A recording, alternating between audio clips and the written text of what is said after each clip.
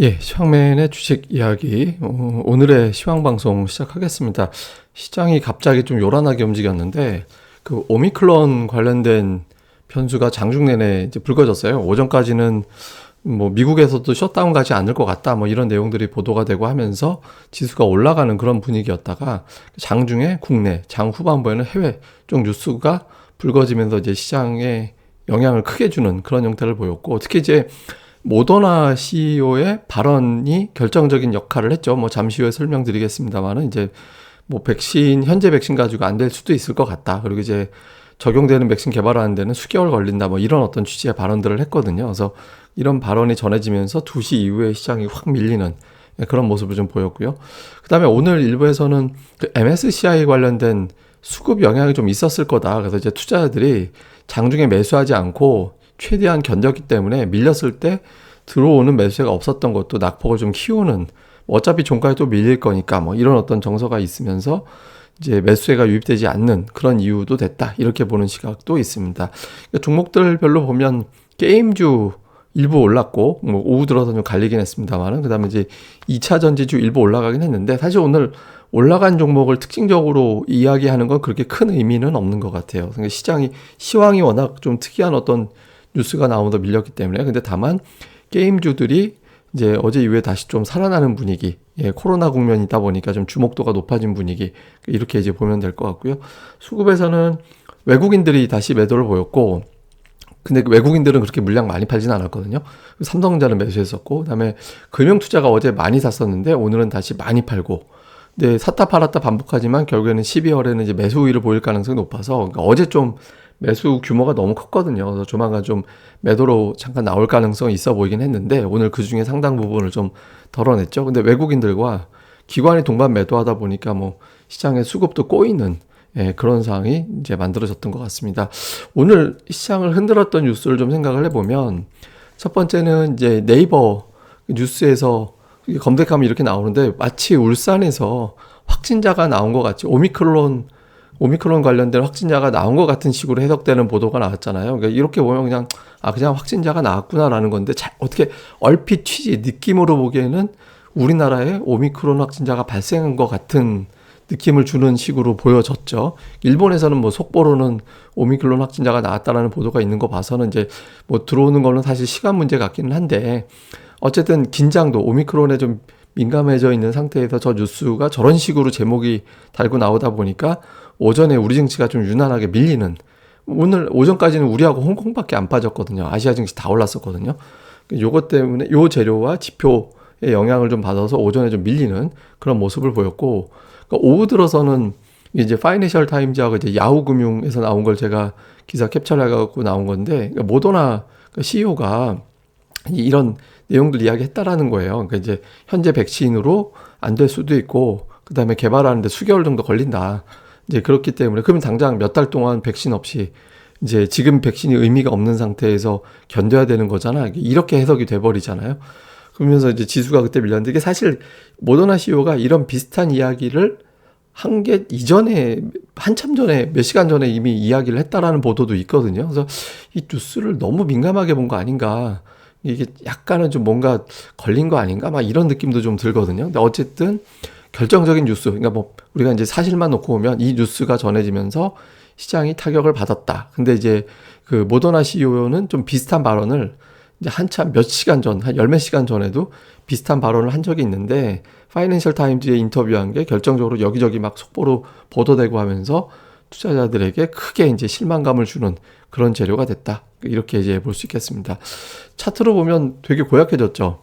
그러니까 2,900포인트에서 계속 지지가 됐었는데, 여기서 밀리면 안 되는 거였거든요. 여기서 되게 크게 올라갔었어야 되는데, 그러니까 오전까지 상황이 좋았었죠. 그러니까 그렇게까지 갔어야 되는데, 그러니까 깨져버리면서 기술적으로는 굉장히 고약해진, 상당히 좀 난감해진 그런 상태가 됐죠. 그러니까 이걸 극복하려면 굉장히 짧은 시간에 이걸 바로 회복해야 되거든요. 그러니까 그렇지 않다면 회복하는데 상당히 시간이 오래 걸리는, 그런 형태가 이제 만들어진 상태고, 또 하나는 뭐냐면 이게 연봉인데, 코스피가 연간 기준으로 하락 전환이 돼버렸어요.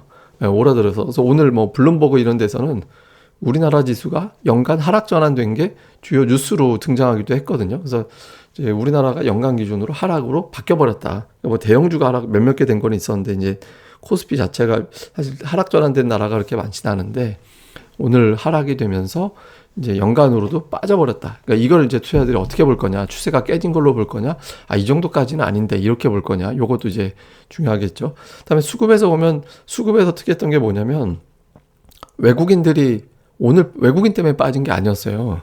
예, 외국인도 그렇게 물량 많이 팔지는 않았거든요. 외국인들이 팔아서 주가가 뭐 엄청나게 빠진 종목들도 없었고, 근데 이제 기관 쪽에서 물량이 많이 나온 게 오늘 영향을 줬고, 오후 들어서는 좀 투매성 물량까지 투자자들이 던져버리면서 영향을 받았죠. 근데 아까 말씀드린 대로 이 오미크론 관련된 그 뉴스가 이게 먼저 좀 몇 시간 전에 나왔던 뉴스 같은데, 그러니까 이런 식으로 봐서 그런지 그러니까 외국인 투자자들이 막판에는 선물을 확 담았어요.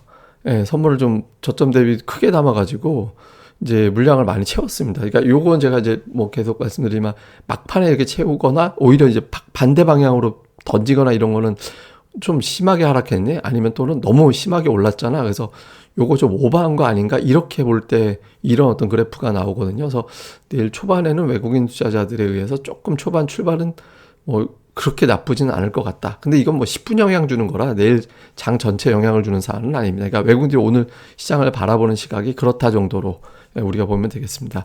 그다음에 업종으로는 외국인들이 의료정밀이라든가 뭐 의약품, 서비스 이쪽을 매수한 거 외에는 이제 매도 업종이 훨씬 더 많았죠.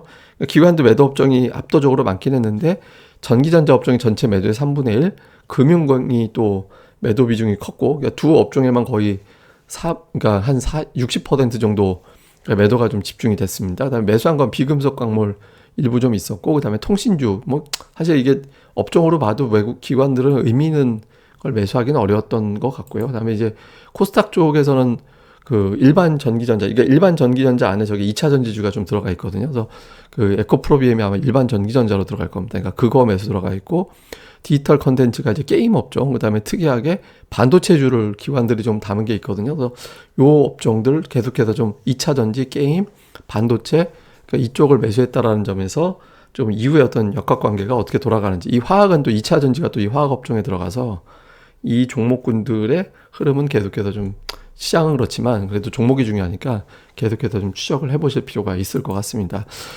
시장 포인트 보면 이게 2800포인트를 이렇게 금방 내려올 거라고는 생각하기 쉽지 않았는데 2800포인트 때까지 와버렸어요.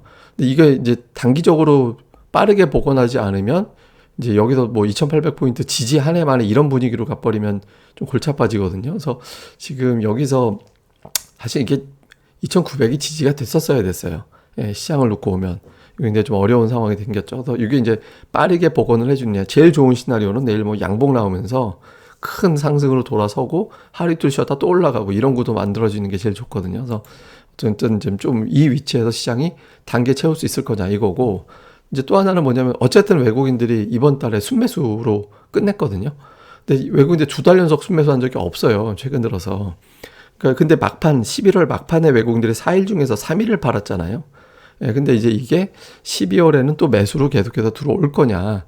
그러니까 금융투자가 전통적으로 매수하는 기간에 외국인들이 매수 들어오면 12월은 좀 기대가 될 수도 있는데, 근데 외국인들이 막판에 이제 4일 매도한 게 좀 찜찜하잖아요.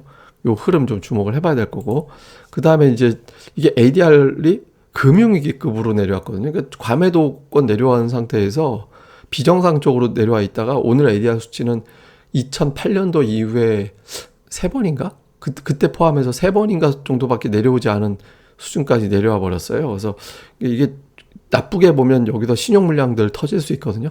그러니까 2시 정도 되면 2시까지 마이너스 되면 코스닥은 낙폭이 더 커지는 그런 단계가 돼버렸거든요. 또 코스피도 중소형주 업종 지수는 또 그렇게 돼버리고, 그러니까 여기서 이제 과연 대기 매수세가 가동이 될 거냐, 이거 금융위기급의 어떤 흐름을 이제 반응을 할 거냐. 그 다음에 이제 12월에 수급 특징, 금융투자 매수한다. 근데 금융투자가 진짜 이번 달에도 매수할까? 시황이 이상해지면 그런 패턴도 깨지면서 수급이 더 나빠질 수도 있잖아요. 그래서 내일 확인이 필요한 건 외국인들 매수, 금융투자 매수, 그 다음에 이제 중소형주가 이 위치에서 과연 그 상승 종목수를 확 늘릴 수 있을 거냐. 그러니까 지금 11일 중에서 10일 하락 종목이 더 많았기 때문에 그러니까 종목들은 완전히 다 투매까지도 연달아 나오고 더 큰 툼의 신용 물량 이런 것들이 터질 수 있는 구간이거든요. 그래서 내일장 정도에서 그런 반전이 나올지 요거를 좀 잘 봐야 될 것 같습니다. 그다음에 이제 이게 뭐냐면 올해 들어서 마지막 거래일, 매월 마지막 거래일 등락폭이거든요. 이게 좀 유난했던 경우가 있어요. 1, 2월에 마지막 거래일에 이렇게 급락이 나오기도 하고, 그러니까 1% 정도 오르고 내리면 굉장히 큰 거잖아요. 지금 지수로 지금 30포인트니까. 근데 올해 들어서 1% 이상의 상승 또는 하락이 나온 게 절반이었거든요. 절반이 넘죠. 11달 중에서 6번이니까. 그러니까 올해 좀 마지막 거래일에 증시가 좀 수급이 유난했다. 굉장히 독특한 그런 어떤 형태를 좀 보였다라는 점. 그러니까 좀 쉽진 않구나. 올해 증시가 변동성이. 예, 그러니까 그런 어떤 측면이고 아마 평균 내보면 평균 등락폭이 1% 정도 될 겁니다. 그러니까 이제 굉장히 좀 요란하게 움직이는 그런 형태를 좀 보였고, 그다음에 12월 연간 어땠는지 좀 살펴봤더니 12월에는 이렇게 일정한 패턴은 없었어요.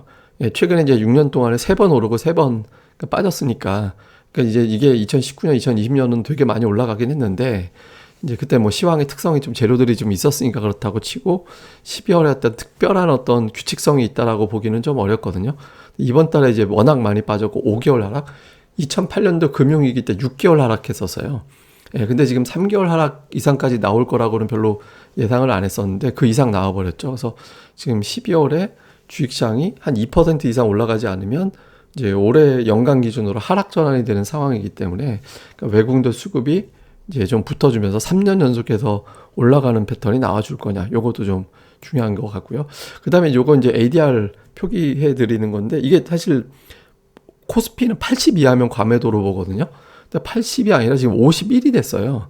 근데 50대는 여지껏 2번, 예, 50 이하는 2번밖에 없었어요. 그러니까 그 2008년도 금융위기 때랑 작년도 저때 작년도 코로나 터졌을 때 2번밖에 없었고, 50대 초반 내려온 것도 그 2008년도 이후에 보면은 3번밖에 없었어요. 미중 무역 전쟁 할 때랑 작년도도 하고 요번밖에 없었거든요. 그러니까 굉장히 이제 중소형주 낙폭은 금융위기급으로 내려왔다. 단기적으로. 저게 이제 단기 낙폭을 얘기하는 거니까 그렇게 내려왔다라는 거거든요. 고점 대비 한 30% 정도 빠진 종목이 많이 발생했다라는 의미가 되죠. 그래서 여기서 물론 이제 더 빠질 수도 있긴 한데, 이제 종목들의 어떤 금융위기급의 낙폭을 투자들이 과연 볼 거냐, 아니면은 이제 연말까지는 또 양도세 이슈까지 더해지기 때문에 좀 어렵다고 볼 거냐, 여기서 좀 봐야겠죠. 그러니까 이제 조금씩 종목들이 낙폭이 크다라는 것도 좀 볼 것 같긴 한데, 좀처럼 매수가 가동되지 않거든요. 그러니까 하루 정도만